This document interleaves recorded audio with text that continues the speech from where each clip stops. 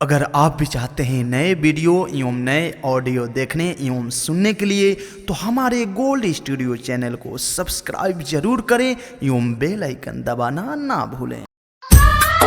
हम गमों की जिंदगी जिया करते हैं, हम गमों की जिंदगी जिया करते हैं, शराब को उठाकर पिया करते हैं।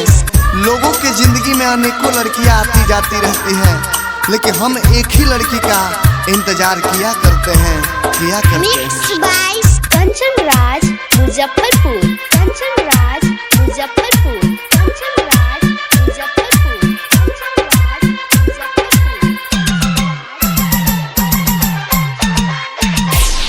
दारू बनल सहारा हो, दिल रोता है बेचारा हो।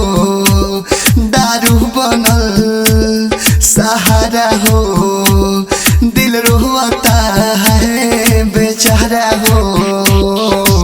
सुनो यार जान पिया मार लेके हमरो जिया, सुनो यार जान पिया मार लेके हमरो जिया।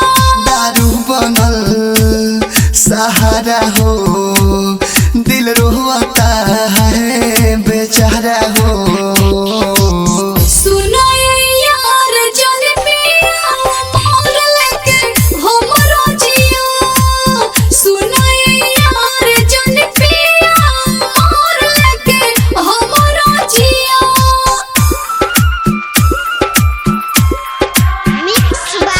कंचन राज मुजफ्फरपुर,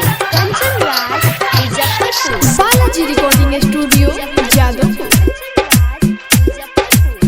तू ही नहीं बारू तो जी के करबो का, दुनिया लगता बहुत खराब हो।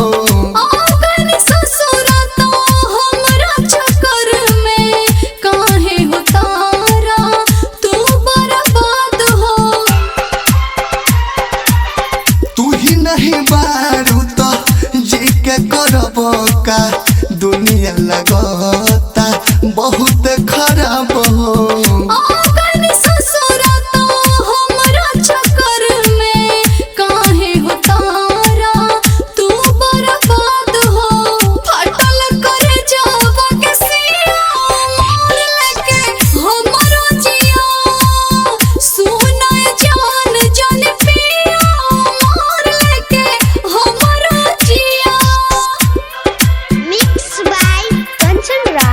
मुजफ्फरपुर, कंचन राज मुजफ्फरपुर, कंचन राज मुजफ्फरपुर।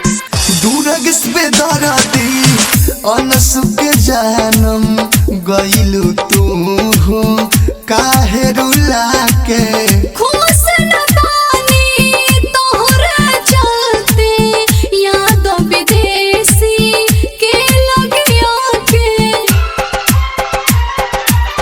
दूरगस पे दरदी समुरारी के तुम गइलू काहे रुला के।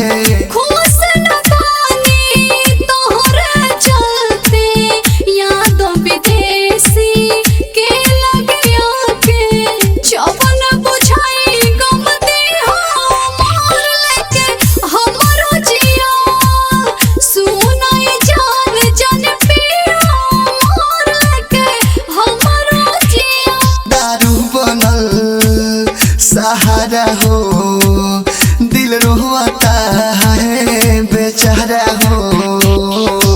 सुनो यार जान पिया मार लेके हमरो जिया, सुनो यार जान पिया मार लेके हमरो जिया।